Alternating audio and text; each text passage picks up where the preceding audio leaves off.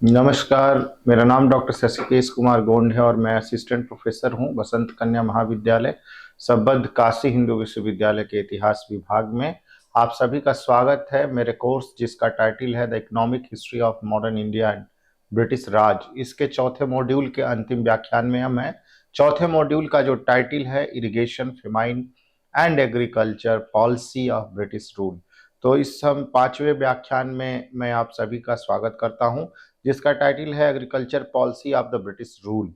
तो पिछले व्याख्यान में हम लोगों ने ब्रिटिश भारत में पड़ने वाले अकालों और अकाल आयोग के बारे में देखा और उसके पूर्व इस मॉड्यूल में हम लोगों ने सिंचाई सुविधाओं के विकास और उस पे किस तरीके से सरकार की जो नीतियां रहीं उन नीतियों के विषय में हम लोगों ने बात की। तो इस व्याख्यान में, इस मॉड्यूल के अंतिम व्याख्यान में हम लोग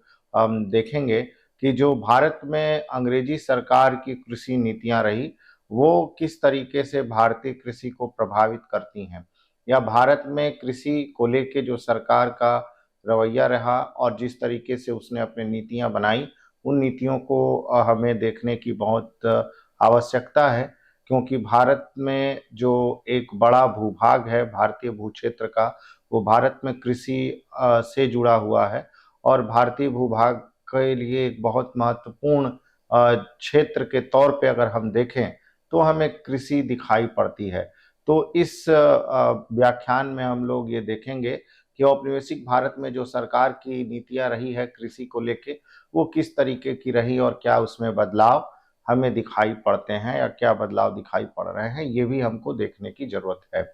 इसके पूर्व के अगर हम मॉड्यूल्स की बात करें, जिस मॉड्यूल में हम लोगों ने चर्चा की थी कि जो भारत में अंग्रेजी शासन व्यवस्था है उस अंग्रेजी शासन व्यवस्था के अंतर्गत कैसे जो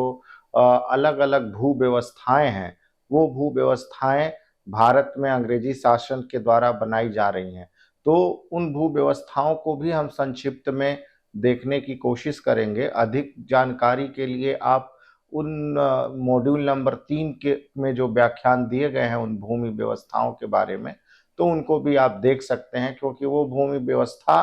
भारत में अंग्रेजी जो नीति है उन नीति का एक बहुत बड़ा हिस्सा हमें दिखाई देता है। इसलिए ये जरूरी है कि हमें ये समझने की आवश्यकता है कि भारत में कृषि के क्षेत्र में किस तरीके से परिवर्तन हुए, कृषि के उत्पादन में कैसे परिवर्तन हुए, इस पे हम लोग चर्चा देख करेंगे या जानने की कोशिश करेंगे। अगर हम यहाँ से शुरुआत करें कि भारतीय जो अर्थव्यवस्था है, जैसा कि पूर्व में भी हम लोगों ने बात की थी, उस अर्थव्यवस्था का एक बहुत बड़ा हिस्सा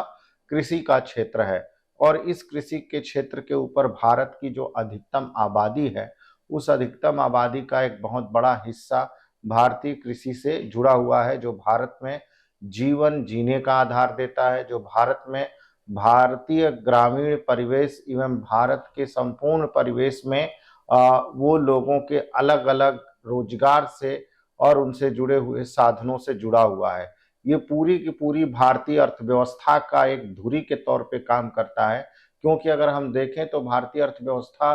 के धुरी या उसकी जो रीढ़ की हड्डी है वो कृषि ही दिखाई पड़ती है। कृषि ही वह क्षेत्र है जिसकी वजह से भारत में एक समृद्धशाली अर्थव्यवस्था का निर्माण हुआ। तो ये हमें देखना बहुत जरूरी है। जैसा कि हम लोगों ने अंग्रेजी शासन से पूर्व भारतीय अर्थव्यवस्था के विषय में जब देखा तो उसमें यह देखने की कोशिश की कि कैसे जो है कृषि एक बहुत ही महत्वपूर्ण साधन के तौर पे विकसित हुई है। भारत में प्राचीन समय से लेकर मध्यकालीन समय तक के इतिहास में अगर हम देखें तो कृषि भूमि व्यवस्थाओं और कृषि नीतियों की वजह से भारतीय अर्थव्यवस्था काफी समृद्धशाली रही। तो ये भी एक बहुत बड़ा प्रभाव पड़ता है या भारत की समृद्धि को लेके, जिसकी वजह से जो साम्राज्यवादी देश हैं वो भारत की तरफ आकर्षित होते हैं। तो कृषि केवल वही नहीं है, कृषि एक तरीके से आधार प्रदान करती है अलग अलग किस्म के हस्तशिल्प के जो उद्योग हैं उन उद्योगों के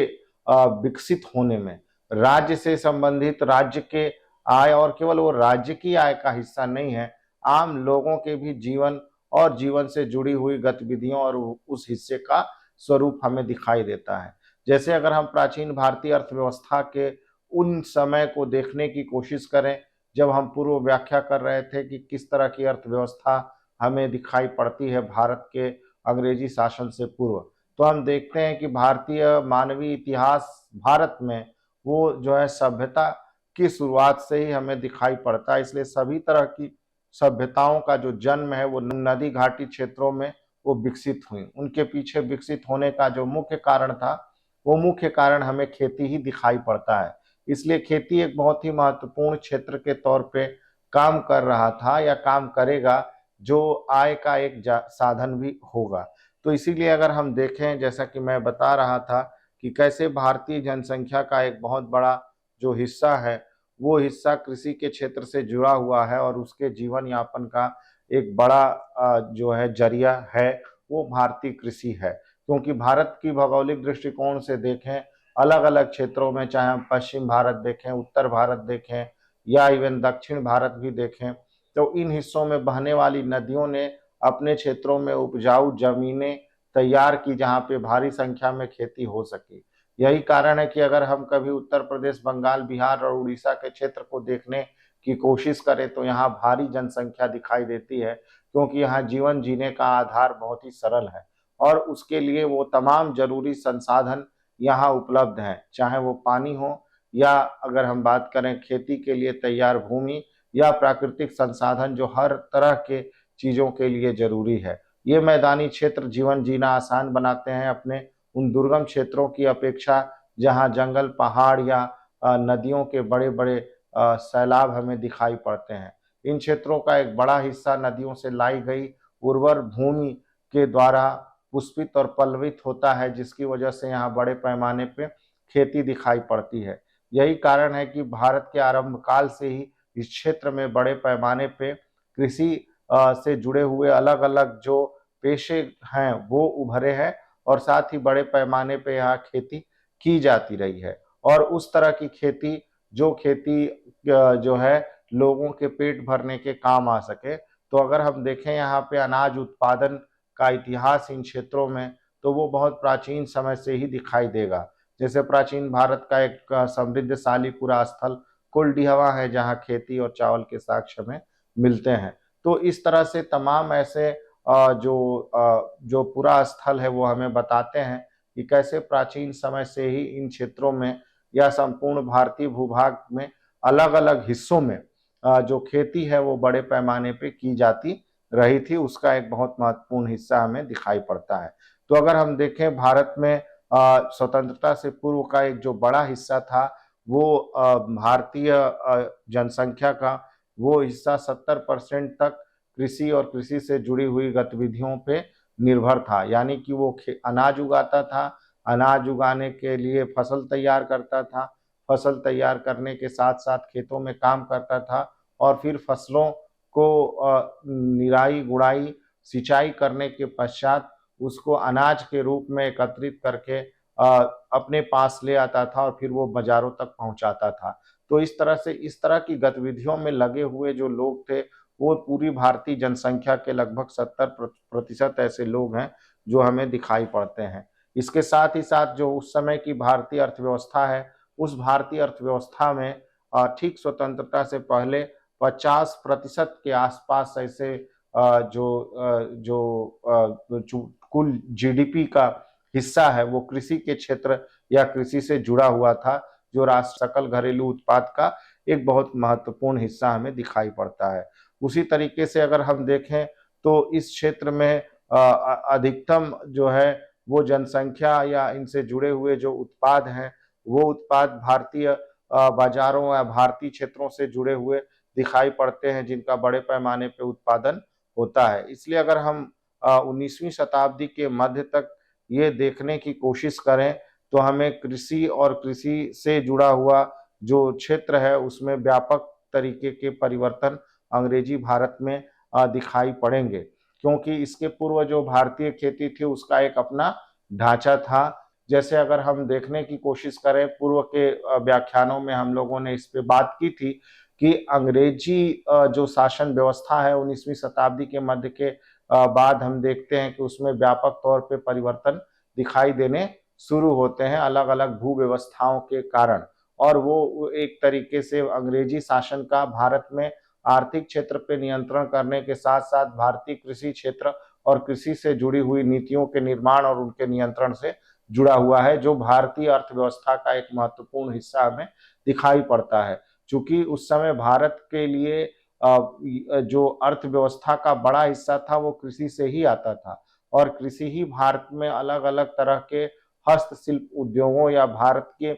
अगर हम कहें कि आर्थिक व्यवस्था की एक मुख्य जनक के तौर पे देखी जा सकती थी, या वो मुख्य हिस्सा थी। यही कारण था कि अलग अलग समय में अलग अलग शासकों द्वारा भारत में कृषि के लिए तमाम अलग तरह की सुविधाओं का विकास किया जाता रहा, जिसकी वजह से ये समृद्ध होती रही। भारतीय किसानों को इस तरीके से प्रोत्साहित किया जाता रहा, जिसके कारण उन्होंने रुचि लेके खेती करने और खेती करने के तरीकों को और अच्छे ढंग से शुरू किया, जिससे कि उत्पादन में वृद्धि हो सके। लेकिन अंग्रेजी काल में जो नीतियां बनाई गई, वो नीतियां कृषि के लिए बनाई जा रही थी, लेकिन उसमें जो किसान हैं, उन किसान और कृषि के संदर्भ में उनकी भलाई को न रखते हुए, बल्कि उनसे प्राप्त होने वाले लाभ को लेकर दृष्टिकोण को बनाई गई। और ये एक बहुत महत्वपूर्ण कारण बना भारत में इस तरह से कृषि के अधोगति होने का। तो अगर हम देखें, जैसा कि मैं अभी बता रहा था, कि किसी भी साम्राज्य का जो भारत में यहाँ मौजूद था अंग्रेजी शासन से पहले, उस साम्राज्य का एक बड़ा हिस्सा जो है वो कृषि और कृषि से जो प्राप्त आय की वजह से हमें दिखाई पड़ता है, जिसमें भारी संख्या में अगर हम देखें तो अलग अलग तरह के जो उत्पादन और उत्पादन से जुड़े हुए जो आय है, वो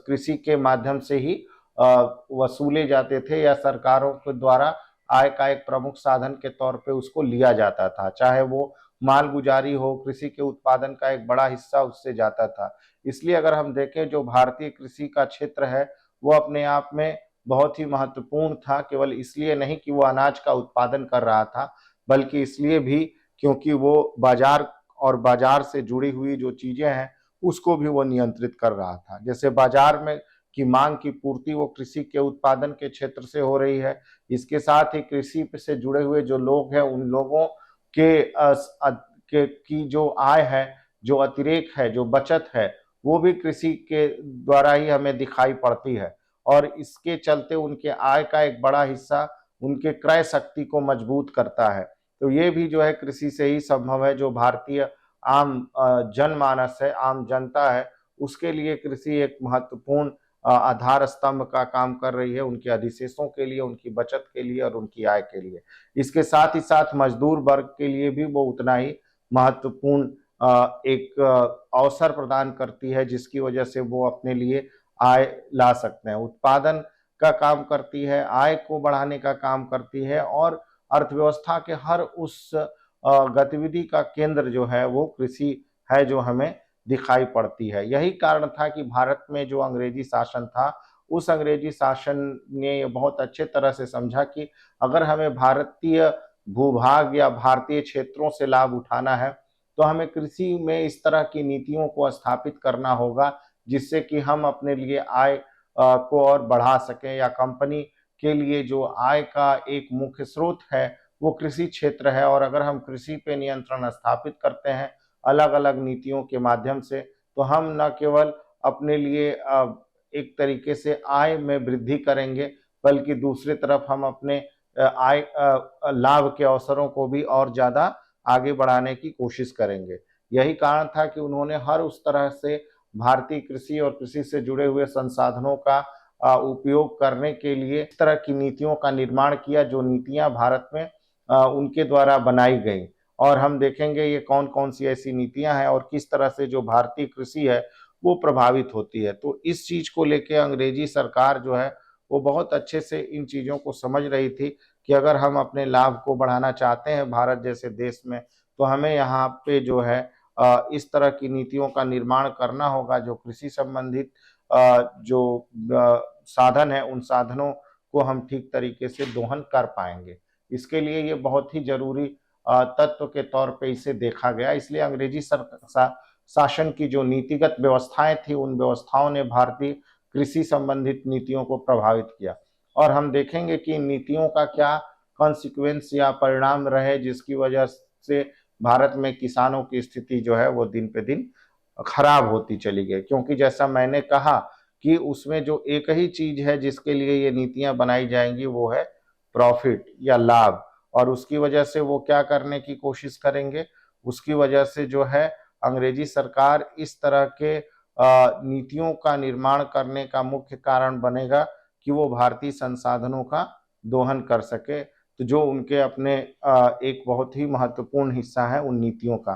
तो हम देखते हैं इनके क्या क्या उद्देश्य हो सकते हैं थे, या किन उद्देश्यों के कारण भारत में इस तरह की कृषि नीतियों का निर्माण किया गया। तो पहला तो भारत में अंग्रेजी सरकार के लिए एक समस्या थी, क्योंकि भारत में जो आय का, या अगर हम कहें राज्य के राजस्व का जो मुख्य हिस्सा होता था वो कृषि क्षेत्र से ही आता था। पूर्व के जो शासक थे उन्होंने इसमें कई तरह की जो है व्यवस्थाएं वो कर रखी थी, जिसमें नकदी व्यवस्था भी थी, या फसलों के अधिशेष के तौर पे अनाज या और दूसरी चीजें जो कृषि से जुड़ी हुई है उनको आय के तौर पे लिया जाता था। लेकिन अंग्रेजी सरकार चाहती थी कि इस तरह की एक व्यवस्था बनाई जाए भारत में जो कृषि के क्षेत्र से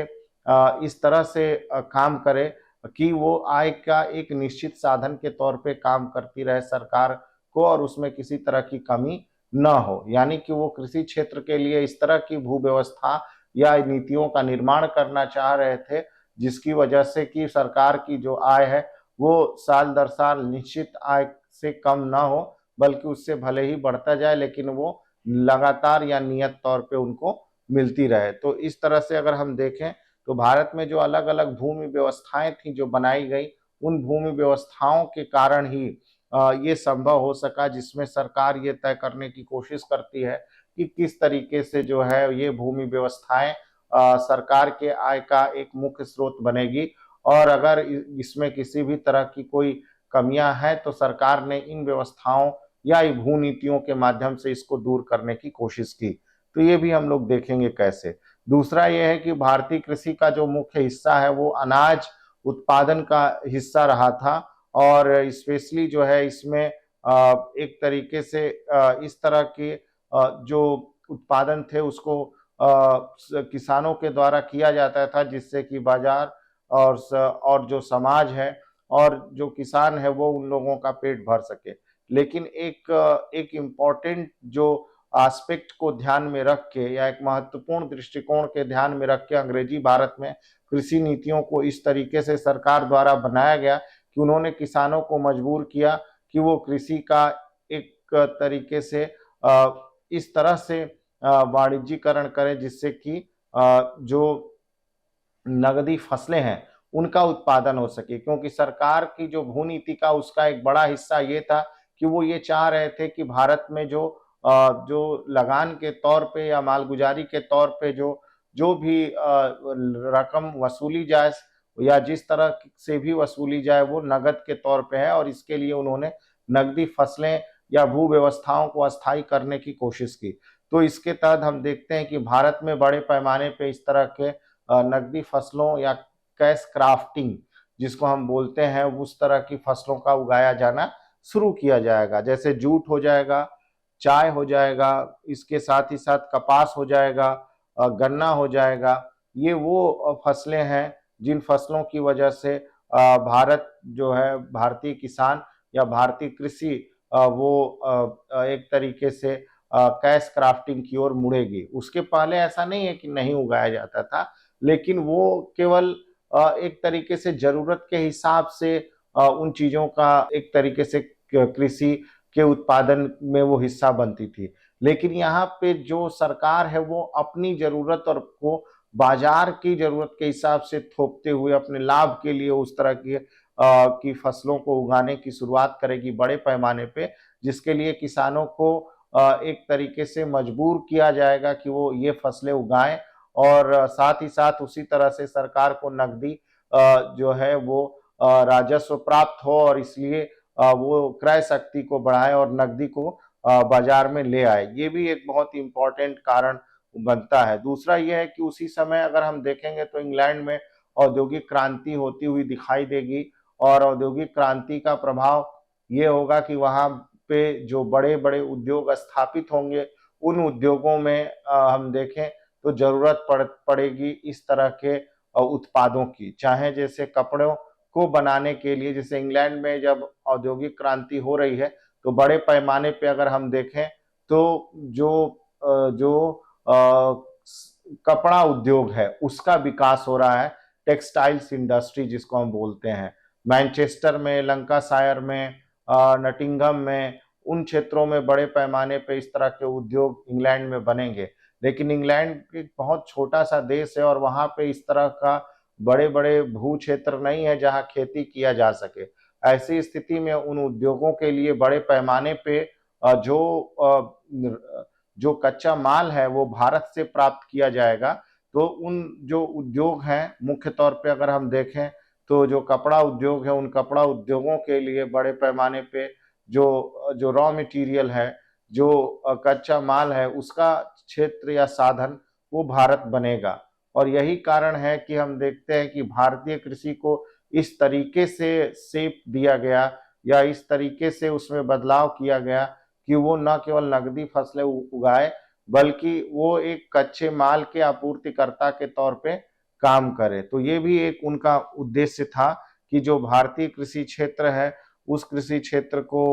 एक तरीके से कच्चे माल के उत्पादक के तौर पे विकसित किया जाए, जिससे कि अंग्रेजी उद्योगों की वो मांग की पूर्ति कर सकें। तो हम देखेंगे कि जो कपड़ा है उसको लिए कपास की खेती बढ़ जाएगी। इसके साथ ही कपड़ों को रंगने के लिए नील या इंडिगो की खेती बढ़ जाएगी। और इसके साथ ही और दूसरे किस्म के बाजारू जो उत्पाद है, उन बाजारू उत्पादों का मांग तेजी से बढ़ जाएगा। जैसे भारत में चाय का अगर हम एक उदाहरण लें तो अंग्रेजों के आने से पहले चाय जैसी कोई भी बाजार हमें भारत में नहीं दिखाई देता। लेकिन भारत में अंग्रेजों के आने के बाद से दक्षिण और पूर्वोत्तर भारत में उन्होंने चाय के लिए बड़े बड़े बागान बनाए और भारतीय चाय को वो विश्व बाजार में ले जाएंगे और विश्व बाजार की मांग के हिसाब से चाय का उत्पादन होगा, जो भारतीय कृषि के लिए या भारतीय बागान वानिकी कृषि के लिए बिल्कुल नई चीज थी। इससे पहले इतने बड़े पैमाने पे चाय या चाय जैसी चीजें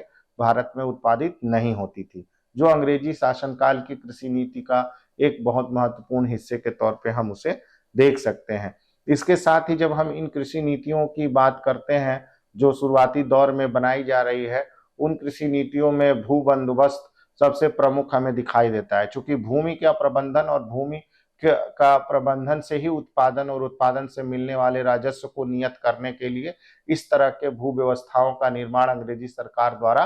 किया गया। मैंने इसके बारे में डिटेल से बात की है, आप देख सकते हैं पिछले मॉड्यूल्स में, जिसमें हम परमानेंट सेटलमेंट, रैयतवारी और महालवारी मॉड्यूल नंबर 3 में इस पे हम लोग बात कर चुके हैं। तो मैं एक बस ब्रीफ या संक्षिप्त जो उसके बारे में जानकारी है यहाँ मैं दे रहा हूँ कि कैसे ये निम्नलिखित नीतियां हैं जिन नीतियों के माध्यम से सरकार द्वारा इस तरह की व्यवस्था जो है वो बनाई गई। उनमें प्रमुख तौर पे अगर हम देखें तो बंगाल, बिहार, उड़ीसा और मद्रास के कुछ क्षेत्रों में अस्थायी भू बंदोबस्त की शुरुआत सरकार द्वारा की जाती है। इससे पहले जो भारत में कृषि संबंधित जो व्यवस्थाएं थी उनकी प्रकृति बिल्कुल अलग थी, लेकिन अंग्रेजी सरकार के आने से भारत में जो कृषि व्यवस्थाएं और उनकी प्रकृति है वो पूरा बदल जाएगा। काइंड ऑफ नेचर जो है उसका वो बिल्कुल चेंज होता हुआ दिखाई देगा, उसमें परिवर्तन होता हुआ दिखाई देगा और वो पूर्ण रूप से कृषि और कृषिगत व्यवस्था को बदल देगा। वो अंग्रेजी शासन की नीतियों का ही परिणाम है जो हमें यहाँ दिखाई पड़ेगा। तो अगर हम उस रूप में इसको देखने या समझने की कोशिश करें तो हमें पता चलेगा कि कैसे जो इससे पूर्व जो भूमि पे उत्पादन या कृषिगत व्यवस्थाएं थी उसका मालिकाना हक ज्यादातर किसान के पास होता था, लेकिन किसान पूर्ण रूप से उस पर दावा नहीं कर सकता था। वो केवल खेती कर रहा था इसलिए उसके पास मालिकाना हक थी और ना ही राजा उसके लिए जिम्मेदार था। वो सामुदायिक स्वामित्व में आने वाली भू व्यवस्था हमें वो दिखाई देगी। लेकिन अस्थाई भूमि बंदोबस्त ने अस्थाई लाभ और अस्थाई भूमि के दरों को निश्चित करने के लिए अस्थाई, ताकि राजस्व प्राप्त का हो सके, कंपनी और कंपनी के प्रशासन को इस तरह से कृषि नीतियां को उसने विकसित किया। और उसकी शुरुआत जो है अस्थाई भूमि बंदोबस्त से होती है, जो बंगाल, बिहार और उड़ीसा और साथ ही मद्रास के कुछ क्षेत्रों में हमें दिखता है। और इसी से एक जुड़ी हुई एक और व्यवस्था है जो उत्तर प्रदेश में आगरा और अवध के क्षेत्रों में दिखाई पड़ती है, बनारस के भी कुछ क्षेत्रों में, जिसको हम तालुकेदारी कहते हैं, तो जो जैसे जमींदार बंगाल, बिहार, उड़ीसा के उन क्षेत्रों में एक तरीके से भूमि बंदोबस्त के लिए जिम्मेदार थे, उसी तरीके से तालुकेदार यहाँ पे जिम्मेदार थे, जो इन भूमि व्यवस्थाओं या भूमि के मालिक के तौर पे दिखाई पड़ते हैं। तो इस व्यवस्था ने मुख्य तौर पे जो भूमि का मालिकाना हक था, उसकी जिम्मेदारी वो जमींदारों को दे दी, और साथ ही जमींदारों को यह निश्चित किया कि वो जमींदार सरकार से राजस्व किसानों से राजस्व लेके सरकार को देंगे। इसमें एक व्यापक बदलाव था। साथ ही उनके लिए दर निश्चित की गई कि वो कितना अपने पास रखेंगे और कितना जो है सरकार को देंगे। कुल निश्चित प्राप्त रेवेन्यू में से 8/9 भाग वो सरकार को देंगे एज भूमि कर के रूप में, और साथ ही साथ 1/9 भाग अपनी सेवा के बदले रखेंगे। लेकिन इस व्यवस्था की जो सबसे बड़ी कमजोरी उभर के सामने आई कि इसने एक तो भूमि के का जो अस्थाई जो प्रकृति है उसको बदल दिया, और जमींदारों को भूमि का मालिकाना हक दिया, जबकि किसानों के शोषण का वो एक प्रमुख माध्यम बना, क्योंकि जमींदार तो खेती करते नहीं थे और ना ही उनको इससे लेना देना था, उनको राजस्व से मतलब था, और इसलिए वो अधिक दर पे जो है वो किसानों से इस तरह की मालगुजारी वसूला करते थे, और इसमें उनके बिचौलिए होते थे, और इस तरह से जो है बिचौलियों की संख्या बढ़ती गई और किसानों का जो शोषण है वो बढ़ता चला गया, जो इस व्यवस्था का सबसे बड़ा, अगर हम कहें तो, कमी के तौर पे दिखाई पड़ता है। और इसकी शुरुआत लॉर्ड कॉर्नवालिस के द्वारा की गई थी 1793 ईस्वी में। इसके बाद अगर हम देखें, जिस दूसरी भूमि व्यवस्था की बात कर रहे हैं, उस दूसरी भूमि व्यवस्था की शुरुआत जो है रैयतवाड़ी भूमि व्यवस्था के नाम से जानी जाती है। और चूंकि पहले वाली भूमि व्यवस्था में एक तरफ जहाँ किसानों को के साथ अस्थाई बंदोबस्त किया गया या भूमि बंदोबस्त किया गया, वही दूसरी तरफ यहाँ पे रैयतों को महत्व दिया गया, या रैयत का मतलब होता है किसान, पीजेंट या फार्मर। तो कुल मिला के ये भारत के लगभग 51% भूभाग पे इसे लागू किया गया, जिसकी शुरुआत 1792 में एक प्रयोग के तौर पे तमिलनाडु में पहली बार जो है कैप्टन रीड के द्वारा की गई थी, जो तमिलनाडु का बारामहाल डिस्ट्रिक्ट है वहां पे। उसके बाद जो है जो मद्रास के गवर्नर हैं, जिनका नाम जो है टॉमस मुनरो है, उन्होंने 1820 में बड़े पैमाने पे इसकी शुरुआत की, जिसमें मद्रास और इसके साथ असम और बाद में आगे चल के बॉम्बे के कुछ क्षेत्रों में इसे लागू किया गया। और सीधे जो है इसके लिए जो जिम्मेदार थी इस गारंटी में रेवेन्यू के लिए, वो किसानों या रैयतों को रखा गया, जो कि सीधे भूमि पे खेती करते थे। लेकिन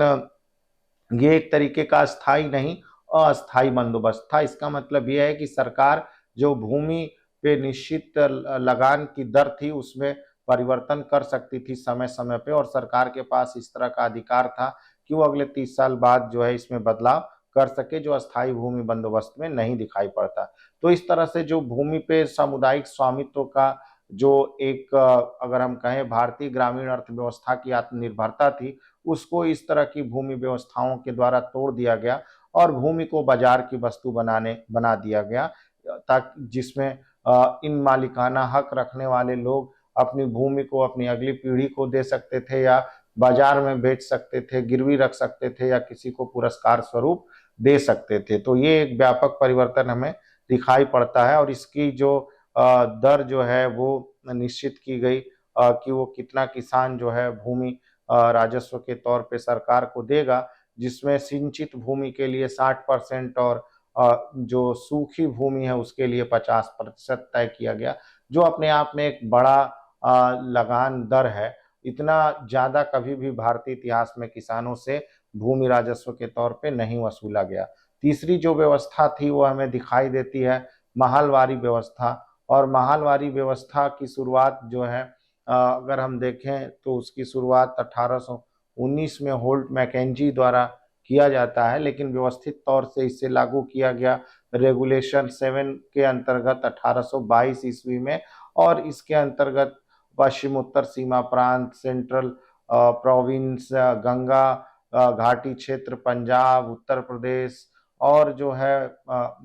अगर हम देखें केंद्रीय जो प्रोविंस है, उस प्रोविंस पे भी ये लागू किया गया, या उस भूभाग पे भी ये व्यवस्था लागू रही। इसके अंतर्गत जो लगान फिक्स किया गया वो 66% तक रखा गया और बाद में डलहौजी के समय 1855 में इसमें संशोधन करके 50% कर दिया गया। अगर हम देखें तो इसमें जैसे कि पूर्व की दो व्यवस्थाओं में किसानों और जमींदारों को जिम्मेदारी दी गई थी, लेकिन इसमें जो है महाल महाल उसे कहते हैं जो गांव या गांवों का समूह होता है। तो सीधे ये गांव समूहों से सरकार द्वारा इस पे जो है बंदोबस्त किया गया और इसके साथ ही साथ जो है गांव या महालों द्वारा अपने चुने हुए मुखिया या लंबरदार के माध्यम से वो राजस्व संग्रह करके सरकार को जमा करने की जिम्मेदारी दी गई। तो इस तरह से अगर हम देखें कि सरकार की जो ये नीतियां थी, इन नीतियों की वजह से, इन भूमि व्यवस्थाओं की वजह से जो भारतीय कृषि और भू स्वामित्व की आत्मनिर्भर परंपरा थी या एक जो स्वस्थ परंपरा है वो विच्छेदित होती है और किसानों का शोषण बढ़ता है, जिससे भारतीय कृषि की उत्पादकता हमें घटेगी और एक बड़ा कारण बनेगी आगे चल के भारत में अनाज संकट और साथ ही भूखमरी का जो भारत में अकाल लेके आएगी। तो अगर हम देखें जो दूसरा एक महत्वपूर्ण पार्ट है इसमें वो हिस्सा है वो कैसे कृषि क्षेत्र का वाणिज्यीकरण करना, क्योंकि भारत में बड़े पैमाने पे कृषि क्षेत्र में इस तरह के वस्तुओं का उत्पादन शुरू किया गया जो बाजार के मांग को पूर्ति करती हों, या अगर हम देखें तो नकदी फसलों के हिसाब से किसानों के पास इस तरह के जो फसलें हैं उनको वो उगा पाएं। यही कारण था कि बड़े पैमाने पे इस तरह के खेती करने को लेके सरकार द्वारा उनको जो है बढ़ावा दिया गया और इसके साथ ही साथ वो स्थानीय और मुख्य तौर पे मैंने जैसा पूर्व में उल्लेखित किया है कि जो अंतर्राष्ट्रीय बाजार है उसके मांगों के लिए वो उत्पादन कर सकते थे। इस तरह की फसलों में जैसे नील हो गया, अफीम हो गया, कपास हो गया, चाय हो गया और इसके साथ ही साथ जो गन्ना है वो बड़े पैमाने पे उगाया जाता था, जिससे इनके बने हुए उत्पादों को विश्व बाजार में भेजा जा सके और साथ ही साथ किसानों को एक तरीके से मजबूर किया जाता था कि वो इस तरह की फसलों को उगाए। लेकिन दूसरी तरफ अगर हम देखें कि किसान और किसानों की दशा को सुधारने के लिए सरकार द्वारा कभी भी कोशिश नहीं की गई, वरन कड़ाई से वो राजस्व को वसूला गया उन क्षेत्रों में भी जहाँ सूखा पड़ा हो। तो एक तरीके से अनाज के उत्पादन की जगह भारत में कृषि में जो नीतियां बनाई गई वो अस्थायी राजस्व से संबंधित थी, जिसका पूर्व में अभी हम लोगों ने जिक्र किया और साथ ही साथ इस तरह की भी नीतियां बनाई गई जिसकी वजह से कृषि का वाणिज्यीकरण किया जा सके और ऐसी फसलों को उगाया जा सके जो बाजार उत्पादन और उसकी मांग की पूर्ति करती हों। और इसके तब क्या परिणाम हमें दिखाई देते हैं भारत में जो कृषि नीतियां बनी। अगर हम देखें तो जैसा मैंने पूर्व में उल्लेख किया है कि इस तरह की नीतियों ने भारतीय जो अर्थव्यवस्था है उस अर्थव्यवस्था में जो आत्मनिर्भर ग्रामीण अर्थव्यवस्था थी उस अर्थव्यवस्था को तोड़ के रख दिया। इसके साथ ही सरकार ने पूरी तरह से अनदेखा कर दिया कृषि के क्षेत्र में होने वाले विकास में और किसानों की स्थिति को सुधारने के लिए जरा भी प्रयास नहीं किया। इसके साथ ही साथ अगर हम देखें तो इन भूमि व्यवस्थाओं और नीतियों के चलते किसानों का शोषण बढ़ गया और हम देखते हैं कि ऐसे कई सारे जो महाजन हैं, जमींदार हैं या और दूसरे जो साहूकार हैं वो सब किसानों के शोषण का मुख्य कारण बने और भारत में किसान निर्भर और शोषित होता चला गया। इसके साथ ही साथ अगर हम देखें तो किसी भी तरह के नई तकनीकों का प्रयोग खेती को करने के लिए विकसित नहीं किया गया और ना ही किसानों को इस तरह की नई जानकारियां दी गई, बल्कि उनके उत्पादित फसलों पे पूरा अधिकार एक तरीके से हम देखें तो अंग्रेजी सरकार का होता चला गया और उन्होंने किसानों को अपने फायदे के लिए इस्तेमाल किया। इन परिस्थितियों में अगर हम देखें जो कृषि का वाणिज्यीकरण हुआ उसने बड़े पैमाने पर भारतीय कृषि में एक संकट पैदा कर दिया गया, जो कि कृषि की सुविधाओं को विकसित नहीं किया जा रहा था और ना ही इस तरह की जो व्यवस्थाएं थी उसको विकसित की जा रही थी। मुख्य तौर पे अगर हम सिंचाई के दृष्टिकोण से देखें या किसानों के लाभ के लिए देखें तो ये कारण बनता है आगे चल के बड़े पैमाने पे अनाज की कमी का और अकाल का एक बड़ा कारण बन रहा है। साथ ही साथ अगर हम देखें तो भारतीय कृषि जो है वो एक तरीके से बाजार की वस्तु बन गई, जो उसकी भूमि थी और उसको खरीदा या बेचा जा सकता है। उसी तरीके से अगर हम देखें तो इन कृषि अव्यवस्थाओं के चलते भारत में बड़े पैमाने पे बेरोजगारी, भूख और गरीबी या निर्धनता वो बढ़ी, जिसने भारतीय किसानों या भारतीय जनता को ढकेल दिया अकालों की ओर। तो ये एक बड़ा कारण बड़ा किसानों में असंतोष का यही कारण है कि आगे चल के हमको ऐसे कई सारे किसान वो आंदोलन दिखाई देंगे, चाहे वो नील के किसान का आंदोलन हो या भारत के अलग अलग हिस्सों में किसानों द्वारा अंग्रेजी सरकार की नीतियां और उनके शोषण के खिलाफ जो आंदोलन और विरोध हुए, उसमें हमें साफ तौर पे किसानों की असंतुष्टि और स्थिति का पता चलता है। तो ये रही आज का ये जो व्याख्यान है, हम लोगों ने बात की इस पे किसानों के या कृषि के संदर्भ में जो औपनिवेशिक भारत में जो नीतियां अपनाई गई उन नीतियों के ऊपर। बहुत बहुत धन्यवाद। अगले मॉड्यूल में हम आगे के टॉपिक के ऊपर बात करेंगे।